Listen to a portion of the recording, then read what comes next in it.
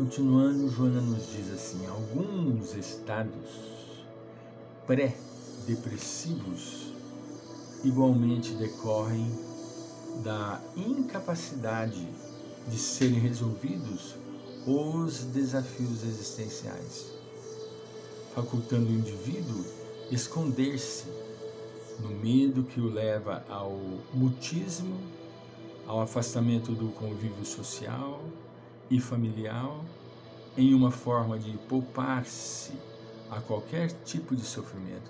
Muito comum. A pessoa não tem coragem de enfrentar.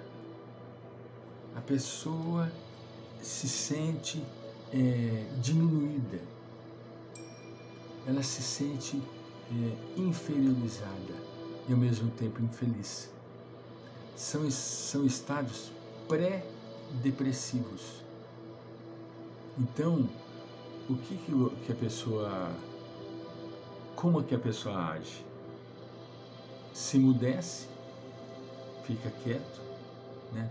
Se afasta do grupo, se isola um pouquinho da família, né?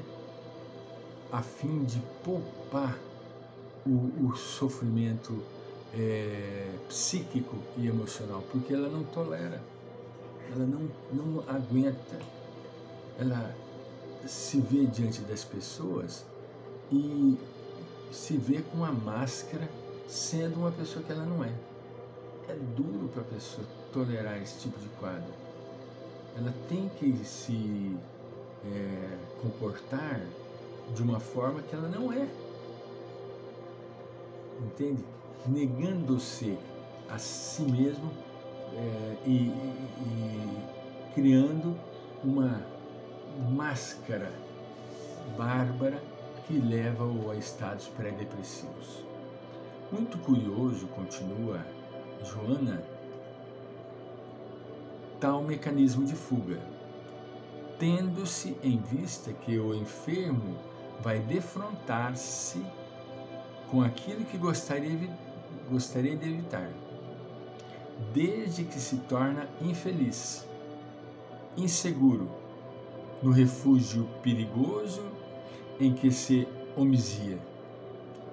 Evidentemente, com o transcorrer do tempo, aumenta a insatisfação com a existência e desce ao abismo da depressão psicológica, ensejando ao organismo pelo impacto contínuo da mente receosa, perturbação dos neurotransmissores em decorrência da ausência da serotonina e da noradrenalina. A pessoa, isso eu posso dizer com propriedade por ter vivido dentro da família esse exemplo, a pessoa desarticula total e completamente o quimismo orgânico. Por isso que nós dizemos a necessidade de medicamentos. Por quê? Porque neste caso onde a pessoa mergulha fundo no processo depressivo, ela necessita de medicamento urgente para sair deste buraco. Mas o passe benfazejo, a bioenergia, a água, não é suficiente. Ajuda fenomenalmente, mas não é suficiente. Porque a criatura, ela altera o quimismo. Nós temos um elemento químico no organismo que se chama lítio.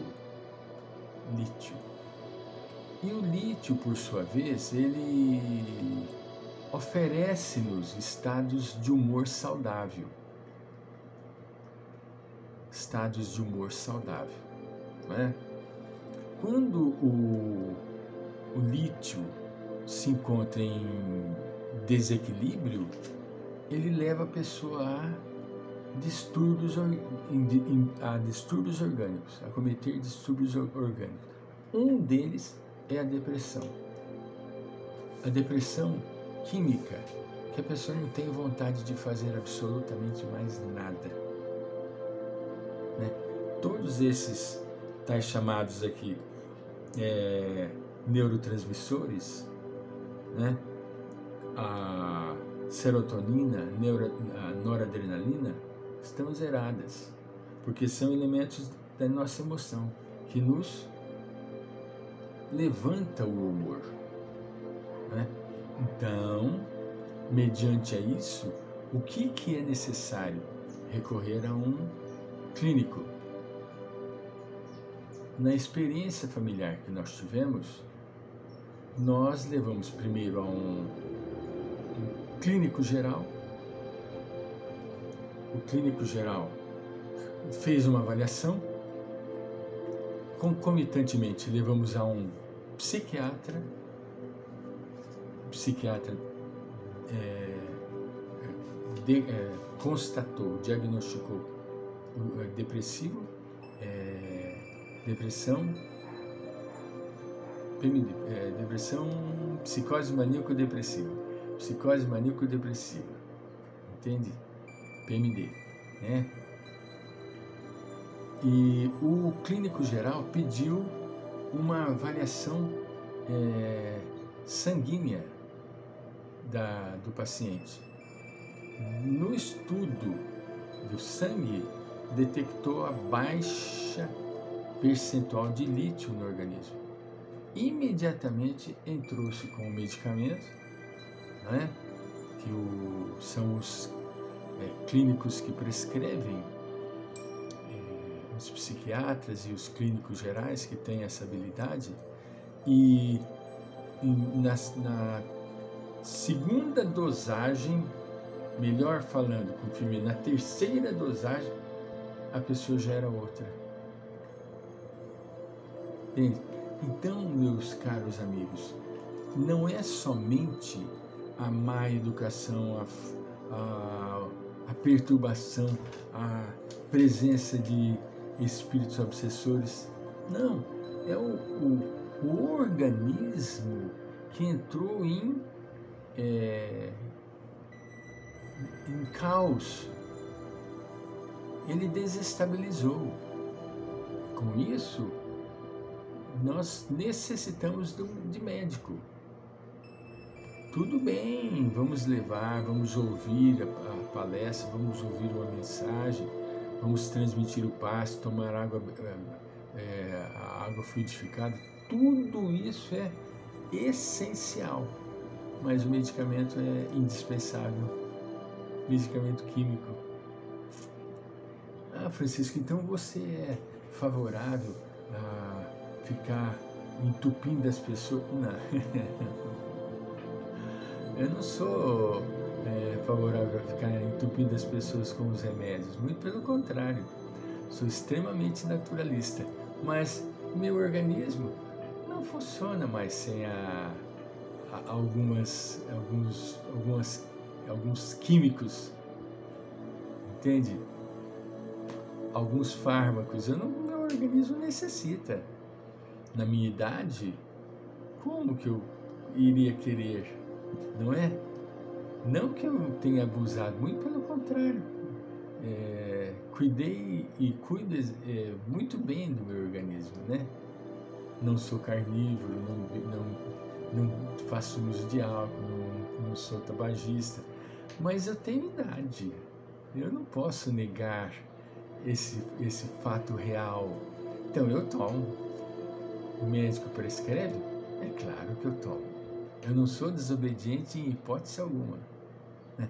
Mas, no caso aqui em que Joana está dizendo, evidentemente, com o transcorrer do tempo, aumenta a insatisfação com a existência e desce ao abismo da depressão psicológica. Nessa circunstância, a pessoa não tem forças.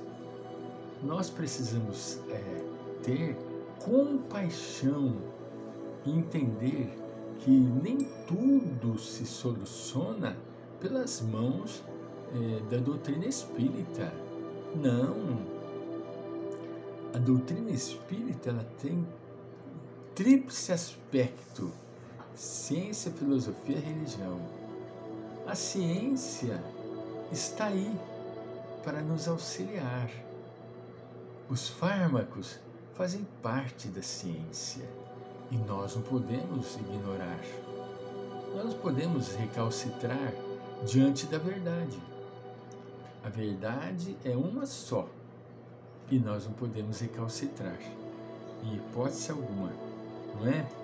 Diante dessa circunstância, o ser humano encontra-se equipado de recursos preciosos que devem ser aplicados no cotidiano, de forma que se ampliem as possibilidades nele latentes, expressando a potencialidade divina de que se encontra constituído.